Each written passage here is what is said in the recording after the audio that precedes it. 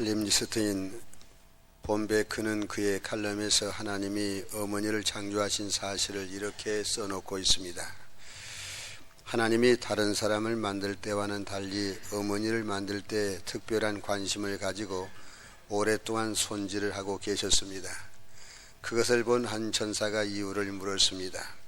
하나님께서 말씀하시기를 어머니는 티끌 하나 없이 깨끗해야 하고 식구들이 남긴 음식을 먹고서도 일할 수 있어야 하고 무릎 위에서 아기를 잠재우다가도 바로 일어나서 집안일을 해야 하며 자녀가 넘어져 생긴 상처에서 연애하다가 입은 상처 이루기까지 입맞춤 한 번으로 무엇이든지 고칠 수 있어야 한다. 그러므로 손은 12개 정도는 있어야 할 것이고 눈은 6개는 가져야 한다. 2개의 눈은 닫힌 문을 깨뚫어 보아서 이미 알고 있으면서도 얘들아 뭘 하고 있지 하고 물을 때에 필요하고 2개는 머리 뒤쪽에 붙어서 보아서는 안 되지만은 알고 있어야 할 것을 보는 데 쓰도록 하고 또 2개의 눈은 얼굴에 붙은 눈으로 자녀가 어려움을 당할 때 말 한마디 하지 아니하고도 눈만 가지고도 너를 사랑한다는 것을 보여줄 수 있는 데 써야 한다. 또한 어머니는 병이 들었을 때 스스로 고치고 적은 고기를 가지고도 여러 식구를 먹여야 한다. 이 말을 듣고 난 후에 전사는 어머니 상을 슬쩍 이렇게 손으로 만지고는 그 부드러움에 놀랐습니다. 하나님의 입가에 미소가 떠오르고 말씀하시기를 부드럽지 그러나 무엇보다도 강인하단다. 아마도 너는 이 어머니가 어떤 일을 하고 인내해 낼 수 있을지 상상도 못할 것이다. 그때 어머니 상에서 물이 새어 나왔습니다. 놀란 천사가 그 물이 흐르는 곳을 따라가 보았습니다. 그리고 하나님 눈에서 물이 나오고 있습니다. 그건 물이 아니야. 눈물이다. 그것은 기쁨과 슬픔, 실망과 아픔, 외로움과 자랑스러움에 쓰이는 거란다. 그 다음에 하나님은 따뜻한 손길로 어머니의 등을 쓰다듬어 주었다고 그렇게 써놓고 있습니다. 어머니가 하는 일이 얼마나 많고 어머니의 사명이 얼마나 중요한가를 깨닫게 해주는 이야기입니다. 어머니의 사명을 아는 어머니가 자녀들을 위해서 위대한 일을 해낼 수가 있고 그 자녀를 바로 양육할 수가 있다는 생각을 가져봅니다. 유명한 정치가요 위인이었던 영국의 처칠 수상이 인기 절정일 때의 일이었습니다. 한 신문사에서 유치원에서 대학까지 처칠을 가르친 선생님들을 조사해서 위인을 만든 스승이라는 제목으로 기사를 써냈습니다. 처칠은 이 기사를 직접 읽고 나서 신문사에게 메모를 보냈습니다. 귀 신문사의 조사에 치아를 보냅니다. 그러나 나의 가장 중요한 스승 한 분을 빠뜨렸습니다. 그분은 바로 나의 어머니십니다. 나는 유치원부터 대학까지 많은 스승을 만났고 많은 스승으로부터 교육을 받았습니다. 그러나 그것은 그리 중요한 일이 아니었습니다. 나의 나됨의 결정적 역할을 해준 분은 바로 어머니십니다. 선생님들은 나에게 지식을 주었습니다. 그러나 어머니는 나에게 사람됨을 가르쳐 주셨습니다. 선생님들은 자기 나름의 뜻이 있어서 교육을 했으나 어머니만은 진정으로 사랑으로 가르치신 최선의 교육자이십니다라고 했습니다. 세계적 위인에게 가장 결정적 역할을 해준 분은 바로 어머니였습니다. 오늘 읽은 마태복음 15장에 기록되어 있는 말씀을 보면 어머니의 사랑의 모습을 잘 볼 수가 있습니다. 여기에 기록되어 있는 이 어머니의 모습은 우리들에게 많은 영적 교훈을 주고 있습니다. 귀신 들린 딸을 둔 어머니의 마음을 여러분 깊이 헤아려 보시기를 바랍니다. 이 어머니는 진실로 위대한 어머니였습니다. 마태복음 15장 28절에 보면 예수님은 이 어머니에게 말씀하시기를 여자여 너의 믿음이 크다고 했습니다. 예수님께서는 이 어머니의 믿음을 큰 믿음이라고 칭찬을 하셨습니다. 크다는 헬라어의 뜻은 엄청나게 크다는 뜻입니다. 엄청나게 믿음이 크다는 말이에요. 이 어머니는 엄청나게 큰 믿음을 가진 어머니였습니다. 이 어머니는 이방 여자였습니다. 어렸을 때부터 하나님을 확실하게 아는 것도 아니고 십계명도 모르고 성경도 모르고 메시아가 누군지 모르는 사람입니다. 오직 한 가지 딸을 지극히 사랑하기 때문에 예수님께 나왔습니다. 이는 순수하고 깨끗하고 단순한 믿음이라고 말할 수 있습니다. 이 어머니는 딸을 지극히 사랑했습니다. 그래서 예수님 앞에 나와서 나의 딸의 병을 고쳐달라고 간절히 구했습니다. 딸이 흉악한 귀신이 들렸습니다. 흉악이란 말의 헬라어 뜻은 위험할 만큼 해로움, 그런 뜻을 담고 있는 말입니다. 내 딸이 굉장히 위험한 상태에 빠져 있다는 것입니다. 아주 위험한 위치에 있다는 것이에요. 몸이 병이 든 것이 아니라 정신이 병이 들었습니다. 헛소리를 하고 정신이 없습니다. 그러나 어머니는 이런 딸을 지극히 사랑했습니다. 세상에서는 대체로 똑똑하면 사랑을 받고 멍청하면 사랑을 받지 못한다고 생각하고 성적이 좋아야 사랑을 받고 성적이 나쁘면 미움을 받는다고 생각합니다. 그러나 그런 것과 전혀 상관이 없는 절대적 사랑이 바로 어머니의 사랑입니다.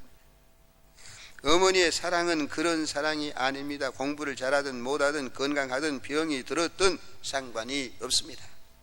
좀 더 직설적으로 말씀을 드리면 병신 자식을 더 사랑하고 집을 나간 자식을 더 그리워하고 속을 썩이는 자식을 더 사랑합니다. 이것이 어머니의 사랑입니다. 오늘 읽은 말씀에 기록된 이 어머니는 그 딸을 사랑했습니다. 너무너무 사랑해서 그 딸에게 소망을 걸었습니다. 절대로 실망하지 아니했습니다. 낙심하지 아니했습니다. 그래서 딸을 위해서 예수님께 나와 간절히 구했던 것입니다. 에디슨의 어머니는 위대한 어머니로 알려져 있습니다. 에디슨은 어렸을 때 학교에 가서 너무나도 엉뚱한 질문을 자꾸 선생님께 합니다. 선생님은 괴로웠습니다. 대답할 수 없는 엉뚱한 질문을 자꾸 하니까 마침내 이 아이는 문제아라고 생각을 하고 이 아이는 가르칠 만한 가치가 없는 아이라고 판단을 해서 퇴학 처분을 내렸습니다. 에디슨은 학교에 못 다니게 되었습니다. 그러나 에디슨의 어머니는 너는 왜 자꾸 쓸데없는 질문을 해서 말썽을 일으키느냐고 꾸중하지 않았습니다. 어머니는 에디슨이 묻는 엉뚱한 질문을 소중히 여겼습니다. 그 질문에 정성을 다해서 대답해 주었습니다. 말이 안 되는 질문까지도 받아들이고 그렇게 묻는 아들의 호기심까지 소중히 여겨 주었습니다. 그리하여 세계적인 발명왕이 되게 했습니다. 만약에 그렇듯 엉뚱한 질문을 할 때 어머니가 꾸중하고 무시해 버렸다면 에디슨은 정신병자가 되었을는지도 모릅니다. 에디슨이 발명왕이 된 것은 어머니의 사랑과 어머니의 교육 때문이었습니다. 오늘 읽은 말씀에 기록된 이 어머니는 자기 딸을 위하여 예수님 앞에 나와서 이방 여자로서 유대 사람들의 그 따가운 멸시의 눈초리를 다 극복하고 끈질기게 예수님께 매어 달렸습니다. 어떤 일에도 물러서지 아니했습니다. 마태복음 15장 22절에 보면 이 어머니가 주 다윗의 자손이여 나를 불쌍히 여기소서 내 딸이 흉악히 귀신 들렸나이다 하고 소리를 질렀으나 아무도 대답하는 사람이 없었습니다. 제자들이 예수님께 말하기를 이 여자가 우리 뒤에서 소리를 지르오니 보내소서 그렇게 예수님께 말했습니다. 제자들은 이 어머니를 멸시한 것입니다. 그러나 이 어머니는 예수님께 가까이 와서 예수님께 절을 하면서 주여 저를 도와주소서 그렇게 구했습니다. 그때 예수님께서 말씀하시기를 자녀의 떡을 취하여 개들에게 던짐이 마땅치 아니하니라 이렇게 예수님께서 말씀했습니다. 예수님은 이 이방 여인을 개 취급을 한 것입니다. 모든 유대인들이 이방 사람을 개라고 부르듯이 예수님까지도 이 이방 여자를 개로 낮추어 말을 했습니다. 자녀가 떡을 취하여 개들에게 줄 수 없다는 것입니다. 참으로 참기 어려운 모욕적인 말이었습니다. 그러나 이 어머니는 얼굴빛이 변하지 아니하고 전혀 모멸감을 느끼지도 아니했습니다. 그리고 말하기를 주여 옳습니다. 개들도 제 주인의 상에서 떨어지는 부스러기를 먹습니다. 주님, 저는 개와 같은 사람임에 틀림없습니다. 도덕적으로 보나 윤리적으로 보나 무엇으로 보나 하나님의 거룩한 백성에 비추어 볼 때에 저는 개 같은 사람임에 틀림이 없습니다. 하지만 그래도 주님께서 은총을 베풀어 달라고 이 어머니는 예수님께 간절히 매어 달렸습니다. 오늘 읽은 말씀과 같은 사건이 기록되어 있는 마가복음 7장 29절 말씀에 보면 예수님께서 매우 중요한 말씀을 하셨습니다. 가라사대 이 말을 하였으니 돌아가라, 귀신이 너의 딸에게서 나갔느니라. 여기 이 말이란 말은 개도 주인의 상에서 떨어지는 부스러기를 먹는다고 하는 그 말을 지칭한 말입니다. 예수님께서 이 어머니의 겸손과 뜨거운 사랑의 고백을 매우 귀하게 여기신 것이 틀림이 없습니다. 이 어머니는 겸손했습니다. 딸을 사랑하는 마음 때문에 이 겸손이 가능했다고 말할 수도 있습니다.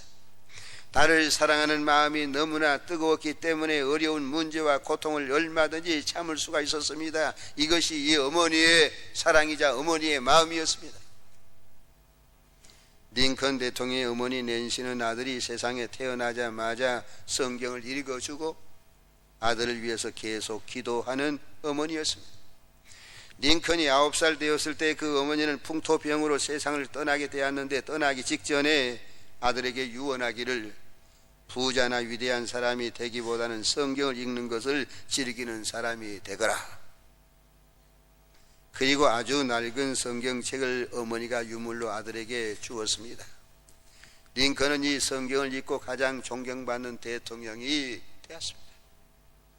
훗날에 링컨이 그의 책에 쓰기를 어머니의 기도 소리는 오두막집 구석구석에 깔려 있는 것 같았다. 집에서뿐만 아니라 들에서 일을 할 때에도, 내가 자라서 가게에 나가 일을 할 때에도 어머니의 기도 소리는 언제나 내 곁에서 사라지지 아니하였다. 이렇게 썼습니다.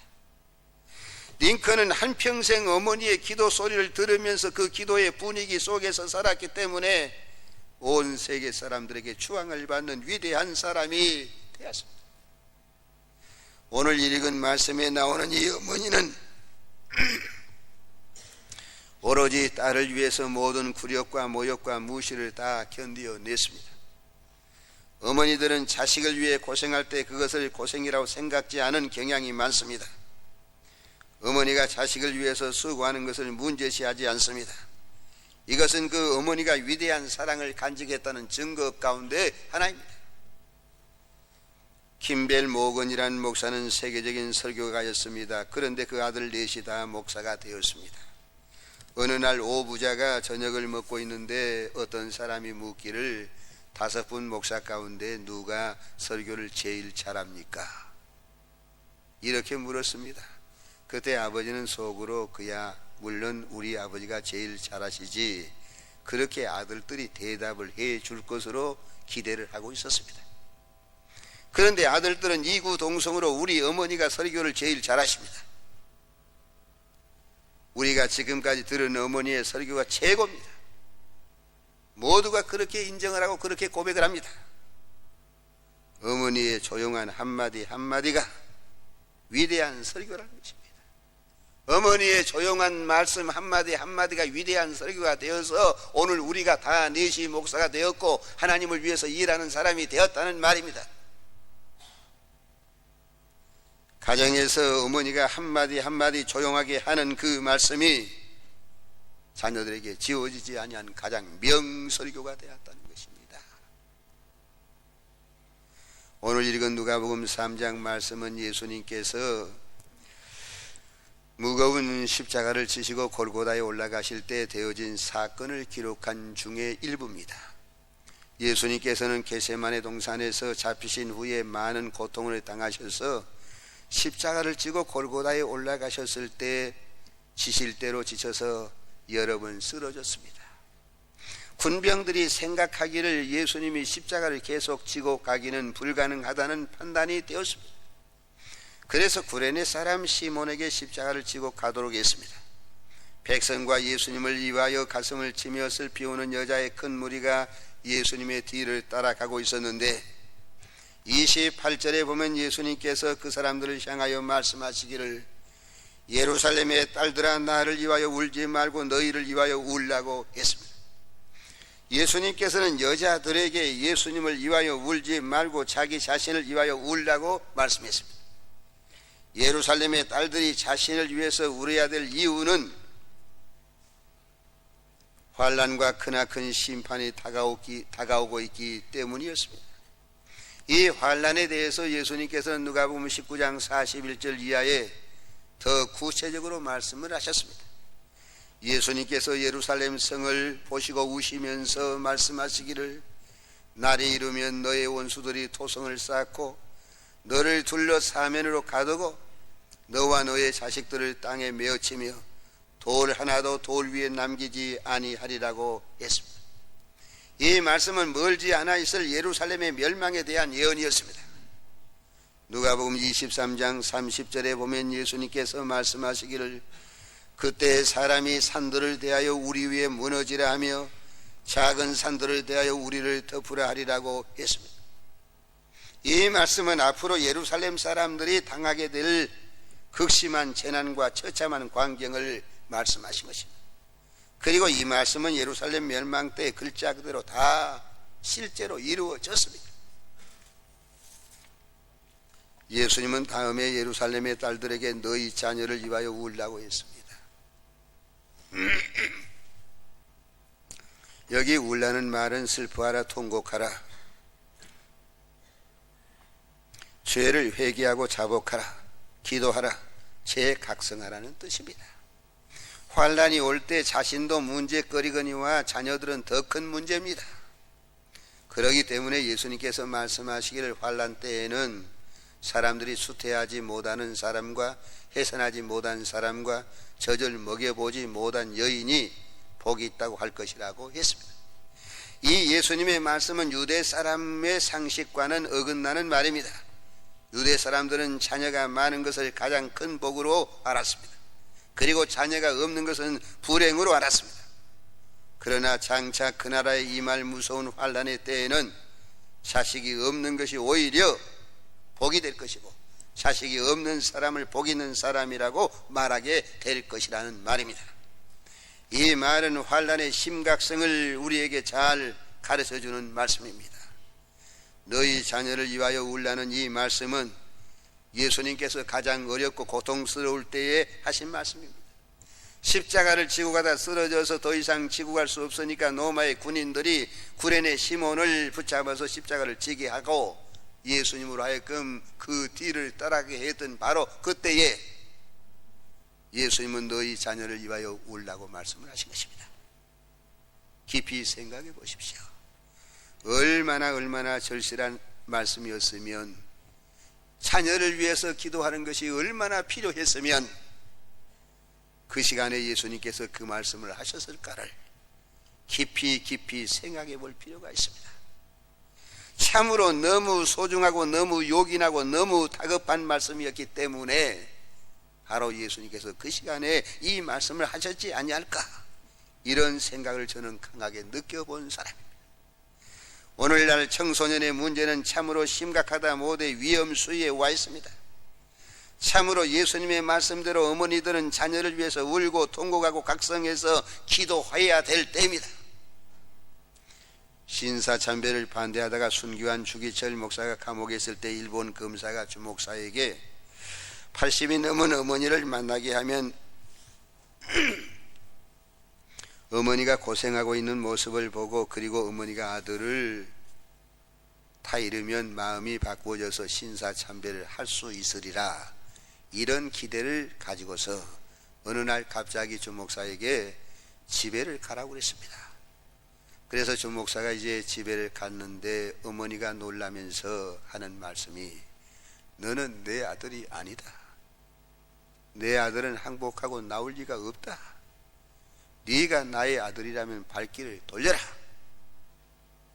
주 목사는 신사참배 하겠다고 항복한 것은 아니고 일본 검사가 난데없이 집에 가라고 해서 집에 왔고, 아들이 집에 오면 어머니가 기뻐하시리라, 이렇게 마음으로 생각은 했었는데, 네가 감옥에서 나온 것을 보니 항복한 모양인데 그렇다면 너는 내 아들이 아니라는 거지. 어머니의 이 말을 듣고 주목사는 크게 깨닫고 감옥으로 가서 순교했습니다. 그런데 그것을 알게 된 일본 검사들이 그 어머니의 신앙에 크게 놀라고 감동을 받았다는 것입니다. 우리 선배 어머니들은 이렇게 철저한 믿음으로 자녀를 가르쳤는데 지금 우리는 어떠합니까? 지금은 어떤 형편이 있습니까? 이렇게 믿음으로 자녀를 올바로 양육하고 있습니까? 본을 보여주고 있습니까? 자녀를 위해서 울어야 합니다. 지금은 부모의 눈물이 없이는 자녀들을 믿음으로 양육하기가 심히 어려운 때입니다. 허드슨 테일러 선교사가 말하기를 영혼에 대한 뜨거운 관심이 더할수록 눈물이 더하여지고 눈물로 물을 줄 때 우리의 원하는 기도가 더욱 빠르게 그리고 자주 응답되는 것이 사실이라고 했습니다. 밀란의 감독이었던 암브로시어스는 말하기를 눈물의 자식은 결코 망하는 법이 없다고 했습니다. 링컨은 대통령 취임식에서 말하기를 오늘 내가 이렇게 된 것은 하나님의 은혜요, 어머니가 내게 주신 성경의 교훈과 어머니의 눈물의 기도에 의한 것이기 때문에 어머니께 이 영광을 돌린다고 했습니다. 눈물의 자식은 망하는 법이 없다는 말은 오늘 우리가 깊이 마음에 새겨야 될 귀하고 소중한 교훈입니다. 미국의 초대 대통령 조지 워싱턴의 어머니는 위대한 믿음의 어머니로 알려져 있습니다. 워싱턴이 대통령에 취임한 다음에 장관들과 함께 고향집에 계신 어머니에게 인사차 가게 되었는데, 어머니는 평소 아들에게 만들어주던 음식을 정성껏 준비하다가 장관들이 들어와서 인사할 때에 앞치마를 두른 채 인사를 받았습니다. 한 장관이 대통령에게 조용히 말씀드리기를 카카의 어머니는 이제 이 나라 전 국민이 존경하는 대통령의 어머니, 즉 국모와 같습니다. 저렇게 손수 일하게 하시는 것은 옳지 않은 것 같습니다. 워싱턴은 그 말을 고맙게 여기고 어머니에게 그 말을 했습니다. 그 말을 듣고 어머니가 정색을 하고 단호하게 말하기를, 대통령은 들으시오. 나는 일하지 말라는 대통령의 말을 거역할지언정 부지런히 일하라는 하나님의 명령을 거역할 수가 없어. 또 나는 대통령의 어머니이기 전에 하나님이 나에게 여생의 사명을 주셨으니 살아있는 동안 내 할 일을 내가 할 것이요. 워싱턴은 어머니의 이런 근엄한 모습 속에서 평생 잊을 수 없는 감동을 받았다고 그렇게 고백했습니다. 이런 어머니의 숭고한 정신을 이어받은 그 아들이 미국의 기초를 세운 지도자가 되었던 것입니다. 오늘 우리 민족에게도 자식의 작은 권세에도 온갖 특혜를 누리는 어머니가 아닌 하나님 앞에서 바른 사명과 봉사 정신 그리고 국가 관을 가지고 희생하고 봉사하는 어머니들이 많이 일어나도록 우리는 기도하고, 또 이 자리에 있는 그런 어머니들이 다 그런 어머니가 되어야 할 것입니다. 위대한 사람의 배후에는 위대한 어머니가 있었습니다. 이건 부인할 수 없는 역사적 사실입니다. 저는 이 시간에 위대한 어머니에 관한 말씀만 했습니다마는 이 세상에 있는 모든 어머니가 다 위대한 어머니는 아닙니다. 어머니들 가운데는 어머니의 사명을 다 감당하지 못한 어머니도 많이 있습니다. 어머니의 사명을 바로 감당하는 어머니가 믿음을 가진 어머니요, 하나님 보실 때 칭찬받을 만한 어머니요, 자손들에게 영원히 기억될 수 있는 어머니라고 해서 그릇됨이 없을 것입니다. 자녀들은 언제나 어머니의 사랑을 잊지 말고 어머니의 마음을 기쁘게 하는 자녀가 되기 위해서 최선을 다해야 합니다. 잠언 23장 22절에 너의 늙은 어머니를 경히 여기지 말라고 했고, 잠언 23장 25절에 너를 낳은 어머니를 기쁘게 하라고 했습니다. 이 말씀을 잊지 말고 항상 기억하는 자녀들이 되시기를 바랍니다.